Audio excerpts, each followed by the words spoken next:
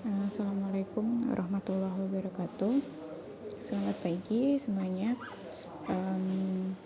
Kita lanjutkan kembali ya pembahasan kimia, pelajaran kimia. Hari ini kita masuk ke bab baru, yaitu tentang asam basa. Nah, dulu waktu kalian SMP kalian pasti sudah pernah mengenal apa itu asam basa ya. Kalian juga pasti sudah sering menyebut kata asam ya, tapi kalau basa mungkin jarang. Nah, asam contohnya itu asam cuka ya, asam cuka seperti kita gunakan dalam kehidupan sehari-hari. Nah, di sini ada beberapa contoh asam. Ada asam askorbat, itu nama untuk vitamin C ya, kan pasti sering tahu ya vitamin C. Kemudian ada asam sitrat, ada asam malat, asam tartarat, asam folat, banyak sekali jenis asam ya. Kemudian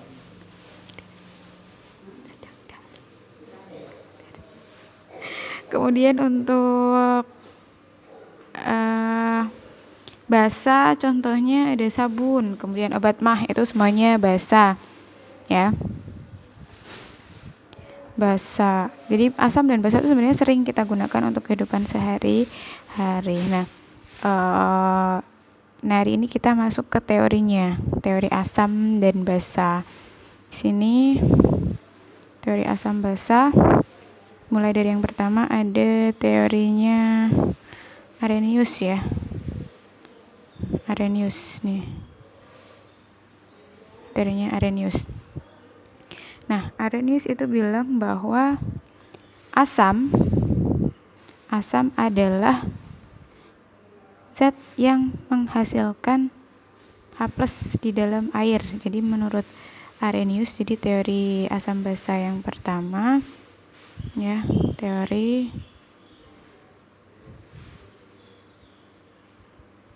asam basa itu nanti ada 3 yang kita pelajari. Yang pertama ada dari Svante Arrhenius. Kita bisanya menyebutnya asam basa Arrhenius ya. Nah, menurut Arrhenius, asam itu adalah zat yang menghasilkan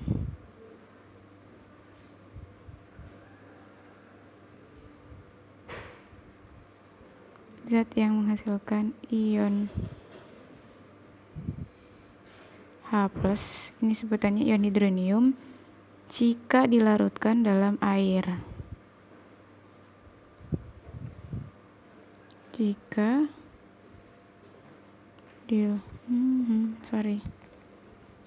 dilarutkan dalam air.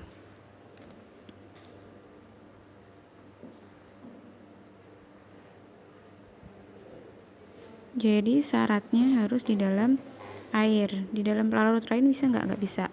Jadi teori Arrhenius khusus larutan dalam air. Nah, contohnya apa? Misalnya saya punya asam klorida. Ini kalau di dalam air dia terurai membentuk H+ tambah Cl- ya.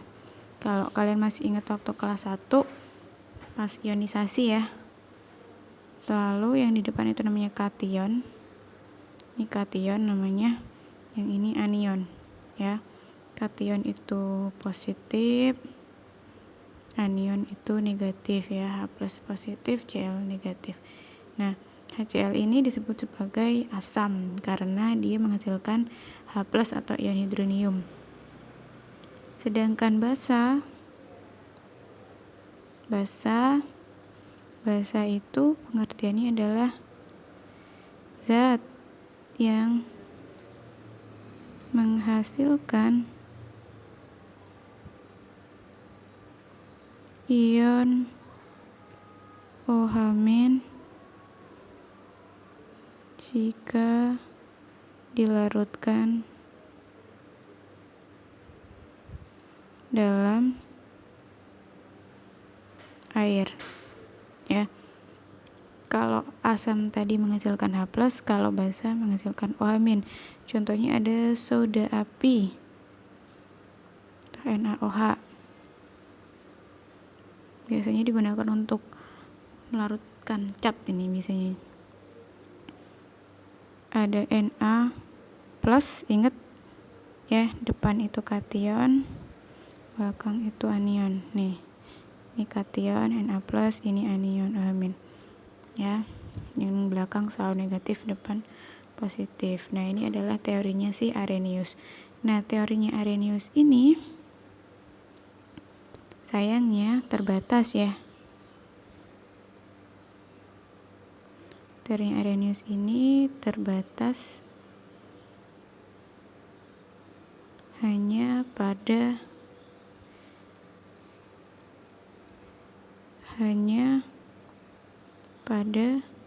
larutan yang berair. Jadi cuma dalam pelarut air. Kalau dalam pelarut yang lain dia nggak bisa. Itu untuk teorinya si Arrhenius nih. Sini contohnya. Tadi asamnya, penyebab dia asam adalah H+, basa adalah OH-. Jadi apapun itu selama dia menghasilkan H+, menurut Arrhenius dia pasti asam, dan kalau basa dia pasti menghasilkan OH-. Itu teori yang pertama. Kita lanjut ke teori asam yang kedua. Teori asam yang kedua itu ada dari teori namanya Bronsted-Lowry. Ya, ini Bronsted-Lowry itu dua orang yang menghasilkan sebuah teori ya tentang asam basa. Nah, dalam sistem asam basanya Bronsted-Lowry itu nanti kita mengenal yang namanya donor dan akseptor. Ini dulu ya. Tahu ya, donor, kalian kalau donor itu memberi kan? Ya kan? Donor itu memberi. Sedangkan akseptor itu adalah yang menerima. Jadi teorinya Bronsted-Lowry itu tentang donor akseptor, tentang memberi dan menerima. Nah, apa yang diberi dan diterimakan atau yang diserah terimakan adalah proton. Proton ini apa? Biasanya muatan positif atau bisa juga H+ ya.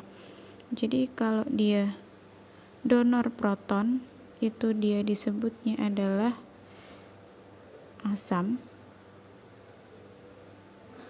Kalau dia akseptor proton, dia disebut sebagai basa. Itu ya. Jadi asam adalah donor proton, sedangkan basa adalah akseptor proton. Ya, donor proton adalah asam, akseptor proton adalah basa. Saya kasih contoh. Jadi sistem asam basanya Bronsted-Lowry ini ada dalam satu zat biasanya.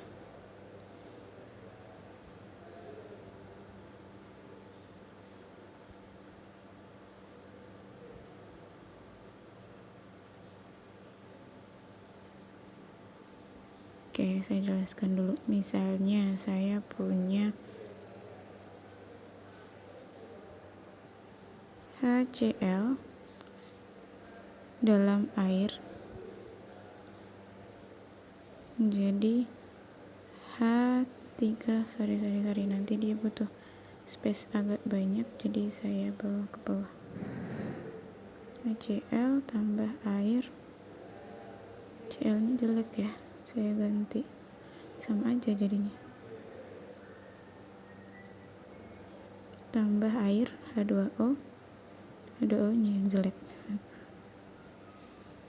Nah, dia akan menghasilkan Cl- tambah H3O+. Nah, bagaimana melihat ini sebagai suatu sistem asam basa? Coba perhatikan. Di sini HCl ya, HCl menjadi Cl-. Nah, Di sini HCl menjadi Cl-, maka dia kehilangan kan, atau kekurangan H plusnya kan, kehilangan H plus. Kalau dia kehilangan H plus artinya H plusnya sudah diberikan, ya kan? Kehilangan H plusnya sudah diberikan, maka ini disebut sebagai donor. Ya, sini. Maka dia adalah donor, ya. Oke. Sehingga HCl di sini kita sebutnya sebagai asam. Nah, sisa asam pasangannya tadi disebut sebagai basa konjugasi. Nah, H2O di sini kita lihat. Sini kan. Asalnya hanya cuman 2, di sini jadi 3. Berarti dia akan bertambah H plusnya. Kalau bertambah H plus artinya dia akseptor, ya. Kalau akseptor berarti di sini dia sebagai basa. Maka dia di sini disebutnya sebagai basa. Ini ya, dia basa. Sedangkan ini disebut sebagai asam konjugasi atau asam pasangannya. Gitu. Jadi HCl itu adalah asam, kemudian pasangannya Cl- yang ditinggalkan H plus tadi disebut basa konjugasi. Sedangkan H2O yang menerima H plus disebut basa dan pasangannya disebut sebagai asam konjugasi. Jadi ada sistem asam basa konjugasi dalam teorinya Bronsted-Lowry. Gitu ya. Saya kasih contoh lagi, misalnya, karena agak tricky, agak susah. Misalnya saya punya NH3, saya bawa ke bawah dulu biar tempatnya terasa. NH3 ditambah H2O menghasilkan NH4 plus ditambah OH-. Yuk kita mulai ya dari NH3. Kita lihat, kita tarik dulu NH3 ke NH4 plus. Dari hanya awalnya 3 menjadi 4. Berarti di sini dia bertambah hanya. Bertambah H plusnya. Kalau bertambah plusnya maka dia di sini adalah akseptor. Maka bisa langsung kita putuskan bahwa NH3 ini pasti adalah basa dan pasangannya adalah asam konjugasi.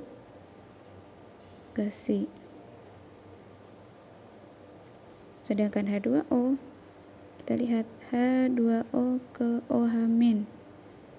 Di sini asalnya mulanya hanya 2, tinggal 1, maka dia kehilangan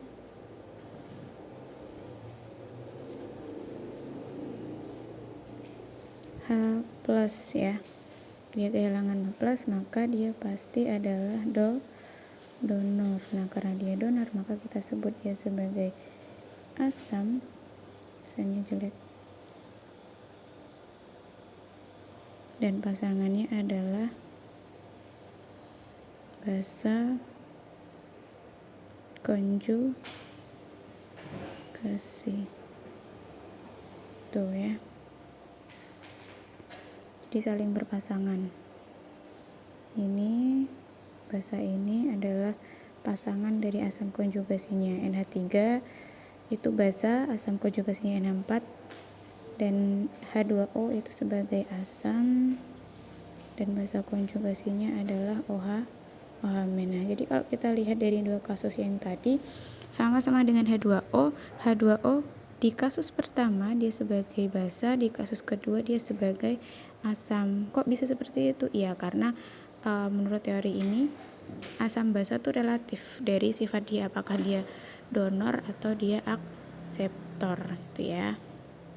Ini teorinya si Bronsted-Lowry. Jadi teori Bronsted-Lowry itu ingat kata kuncinya adalah ada asam basa konjugasi atau asam basa pasangan ya. Ini adalah teorinya si Bronsted-Lowry ya, asam basa konjugasi. Nah, apakah teori ini dia sama seperti si Arrhenius hanya terbatas di air? Tidak. Jadi dia lebih luas. Dia tidak hanya di air, bisa juga di pelarut lain, tapi syaratnya hanya harus di pelarut ya, syaratnya harus pelarut yang mengandung proton. Air itu mengandung proton, amonia juga mengandung proton, benzina juga bisa ya. Ini syaratnya, dia harus mengandung proton. Ini kalau teorinya si Bronsted-Lowry. Tulisannya makin besar ya, makin ke bawah. Oke, teori yang ketiga, karena kita membahas 3 saja. Yang ketiga ada teorinya Lewis. Kalau kalian masih ingat kelas 1 dulu ada struktur Lewis. Nah, ini orang yang sama yang membuat teori asam basa Lewis. Ini juga pakai sistem donor akseptor. Ya, dia pakai donor dan akseptor. Tapi dia beda. Donor akseptor, donor sama yang memberi, akseptor yang menerima, tapi di sini beda. Apa yang didonor akseptorkan? Kalau tadi proton atau H+, di sini adalah muatan negatif. Ya, kebalikannya. Kalau tadi proton muatan positif, di sini muatan negatif. Jadi kalau Lewis di sini donor adalah donor muatan negatif atau akseptor muatan negatif. Nah, yang mendonorkan muatan negatif disebutnya adalah basa. Sedangkan akseptor muatan negatif disebutnya asam. Jadi hati-hati karena ini berkebalikan. Ya. Donor dalam asam basa Lewis itu basa, sedangkan akseptor dalam asam basa Lewis itu adalah asam ya. Jadi berkebalikan dengan yang ini tadi. Kali ini kan donor proton itu asam, akseptor proton itu basa. Kali ini kebalikannya. Ya. Nah, ini dijelaskannya adalah dengan struktur Lewis. Saya kasih contoh. Contoh di sini ada reaksi antara NH3 ditambah H+ menjadi NH4+. Nah, kalau kita ingat dulu ya, pas kelas 1 ada struktur Lewis, bagaimana cara buatnya? Masih ingat gak? N itu 7, maka konfigurasinya 2 dan 5, sedangkan H itu 1. Gini ya, kita buat dulu struktur Lewisnya. Maka N ini pasti sebagai atom pusat, kita taruh di tengah.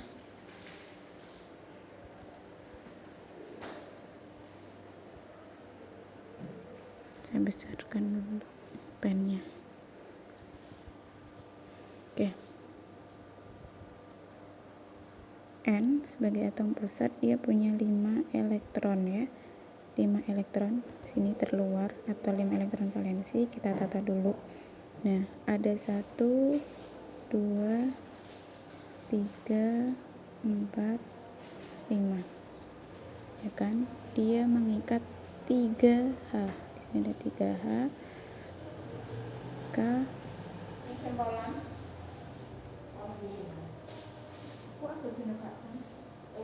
ada 3H yang mengikat.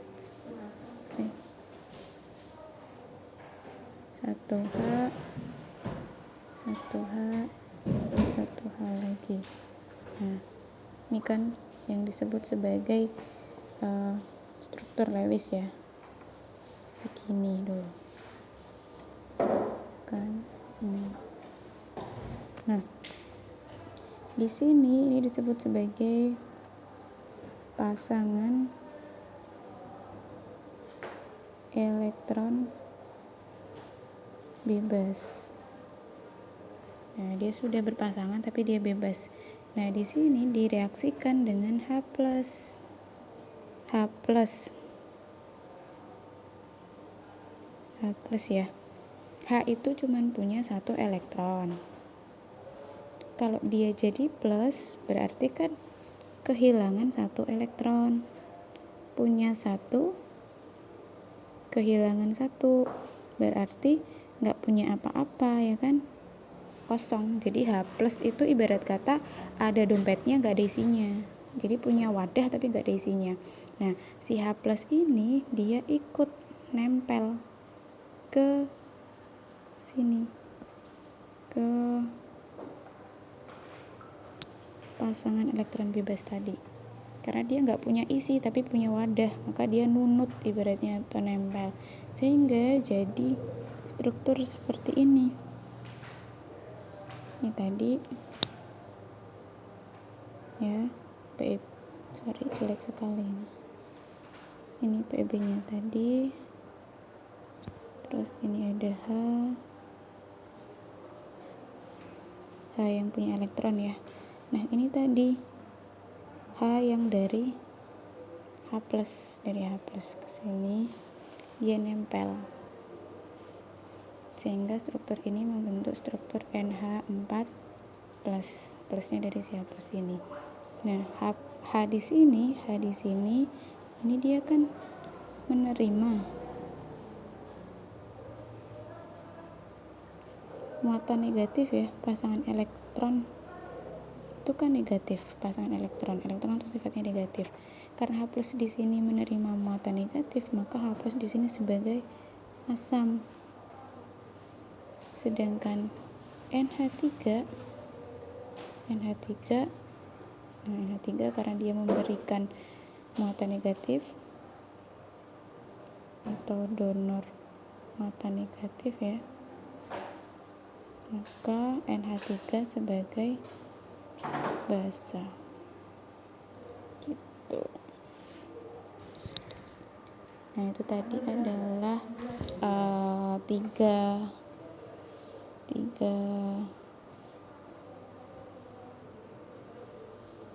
teori asam ya, sudah kita bahas. Ada Arrhenius, kemudian Bronsted-Lowry, terus yang terakhir ada asam basa Lewis. Oke, silahkan dicermati, boleh dilihat berulang-ulang. Selamat belajar, tetap sehat, tetap semangat. Assalamualaikum warahmatullahi wabarakatuh.